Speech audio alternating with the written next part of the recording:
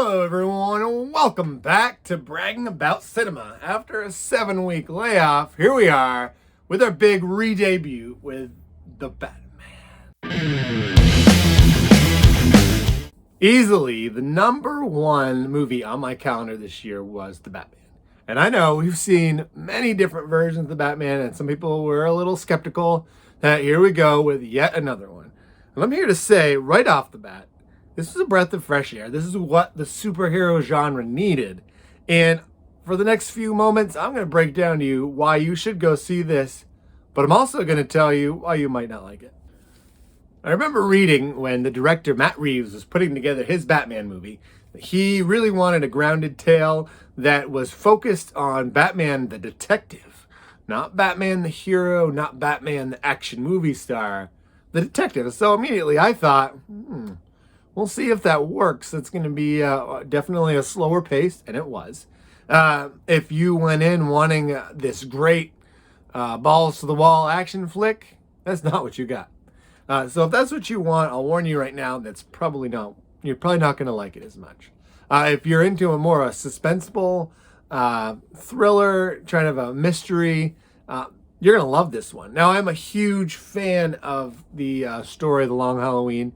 And it kind of starts off like that. What I love about having DC and Marvel, two rival companies, is we get a mixture of things. Now, you would never see a movie like this from Marvel. This is a dark tale. Almost all of it's at night. It's at times it almost looks like a black and white film. It's so dark. And I trying to remember, I don't think there's any jokes in the entire movie. Marvel movies are filled with jokes, and I like Marvel movies, but I need something different, and this is exactly what I wanted. There is not a lot of Bruce Wayne in this, actually, and you almost sometimes think of Bruce Wayne as the Tony Stark type character, the wild playboy. And he's in it very little, and he's pretty much in detective mode. And we didn't really get a lot of Batman's helpers. Alfred was only in it very minimal, and it was really solely focused on the Batman, and even he was the Batman working with the police, which I thought that was kind of interesting because vigilantes, I thought, were illegal, but maybe not in Gotham, not in this Gotham. Working with James Gordon was probably the highlight. They were basically a team, and this is important to note that this is year 2 of Bruce Wayne actually putting on the Batman suit. So he's still really figuring out what it means to be Batman, what he's trying to do. If you've seen the trailer, you know he says he's vengeance. I'm vengeance. Now, the movie really works out. What does that mean? What is vengeance? Is that really what Gotham needs? Is it making things better, or is it making things worse? I'm one of those people that when I heard Robert Patterson was going to play Batman, I was very skeptical, but I also remember how skeptical I was when Heath Ledger was cast as Joker, and how wrong I was. So I was winning this with a full mind that I'm going to check this out and give it every opportunity to enjoy it. And I was correct. He does a great job of playing an intense character, and almost too intense sometimes, that you want the guy to just take a break, smile. I actually kind of wonder if he'll ever actually even be able to enjoy life after this. But he did stick straight to his code of no killing, and he really it was really a detective movie at the heart of it. His Batmobile, which is one thing I judge a good Batman movie on, was more of a muscle car. It didn't have all the gadgets. It did have the flame in the back when he really wanted to go faster. And then we didn't see really hardly anything else in the Batcave. The setting of the movie almost felt like it was in the 80s, but with some modern technology like a cell phone or a thumb drive. The best part of the movie had to be the Penguin, played by Colin Farrell. And now, when you watch this, and if you've seen the trailer, you know he looks nothing like Colin Farrell, and you can't tell at all. I mean, maybe his eyes, you can kind of see him in there, but his performance of the Penguin was the highlight. Now, he was not the main villain, and there is rumors that a spin-off show on HBO Max is being developed, and I can't wait if that's true. Jeffrey Wright played James Gordon. and I thought he did great with that role. It didn't really tell us how he is so trusting of Batman. I mean, they're basically like best buds. They've got the bat lamp, but he lets Batman in on every little police secret, and there's a lot of tension between the police and Batman because most of them don't think he should be there, and by right, a masked vigilante should not be at a crime scene because he's not a trained law enforcement person. Zoe Kravitz as the Catwoman. I thought she was pretty good.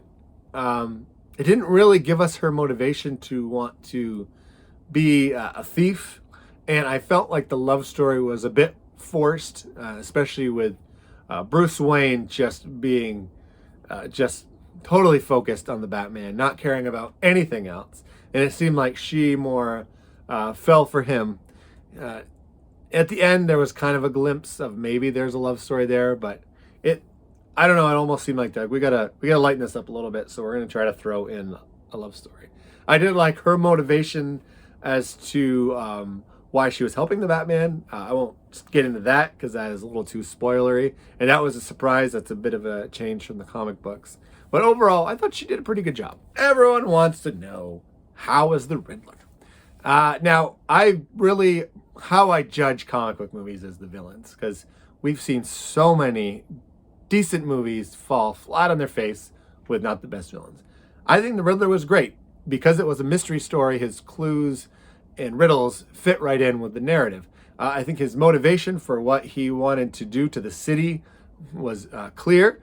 It almost made him a sympathetic anti-hero. Almost. He still did a lot of bad things. And in fact, it almost felt like a horror movie at times if they had gone just a little more graphic with the way he was dispatching of his victims. But I thought he did a good job. He wasn't really... we didn't really see him fully until the end, so he's really kind of a mystery character for most of the movie. The other two characters that I think are definitely worth mentioning, we always want to know when we watch Batman, how's Alfred? Alfred was played by Andy Serkis, who is an actor I think is great. He's done a lot of movies that I really like. Black Panther, thought he was great as Snoke, even though a lot of people didn't like him in Star Wars. And of course, Gollum in Lord of the Rings. And he actually wasn't in the movie a ton, so I don't think we've got to see how great he can be as Alfred. So I'm hoping in the sequel we'll get to see a lot more of him. And then playing Carmine Falcone is John Tuturo. I thought this was an interesting choice because he's one of those actors you see and he plays pretty much the same character. Although I thought he did a pretty good job of being a gangster that we want Falcone to be. So what didn't work for this movie? It is long. It is 3 hours. There's a few times where it felt like almost a natural ending and they could have ended it. But they kind of kept it going at the end. I don't know if it was to set up a sequel. There was some tease of what's to come, but not a lot. It was really self-contained. It is a very dark tale. I don't know if all parents would be excited to have their kids watch this movie. It is not the fun action like a Marvel tale or even Aquaman or Shazam. And it shouldn't be because I think Batman at his best is dark. Although I do love the campiness of the Adam West Batman. And that was my first real exposure to Batman as a kid. I think moving forward, I've always loved the darker tales when it comes to Batman. Other things, I really can't think of a lot. I know the action's a big one for a lot of people. It's just really a grounded tale. You're not going to get a lot of... there's no metahumans. There's no sign of Superman anywhere. And that is all great things for me. For someone that wants to see a greater Justice League story, they might think this is a bit of a step back. But good news, we have The Flash coming out pretty soon. And the last thing I really want to cover is Robert Patterson. Where does he rank? I think he was a mix of Michael Keaton and Christian Bale's Batman characters. His voice was similar to Christian Bale's, but significantly better. Maybe more towards Michael Keaton. But I thought his Bruce Wayne was very similar to Michael Keaton's in that he wasn't a huge part of the story. And he really was laser focused on his mission. And I really felt like Michael Keaton was like that for the most part. He kind of lightened up a bit when he met Vicky Vale, but I thought he really focused on the Batman. So, the moment you've been waiting for, will this get the Gambit Paw of approval? Yes, we're going to give this an A. It may have been a long movie, but I thoroughly enjoyed the whole time. Like I said, I love the grounded tale. I love that they separate themselves from Marvel.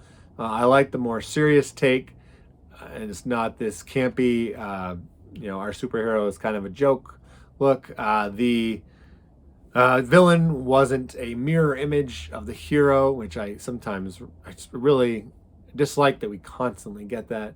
It did have a variety of villains we haven't seen in a while in the movies. We haven't seen Riddler since Jim Carrey, and we haven't seen the Penguin since Batman Returns.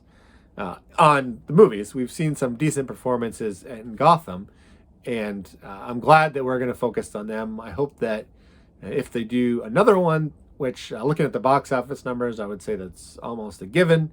I hope they continue to focus on villains we haven't seen as much before the inevitable bringing in the legendary Joker character.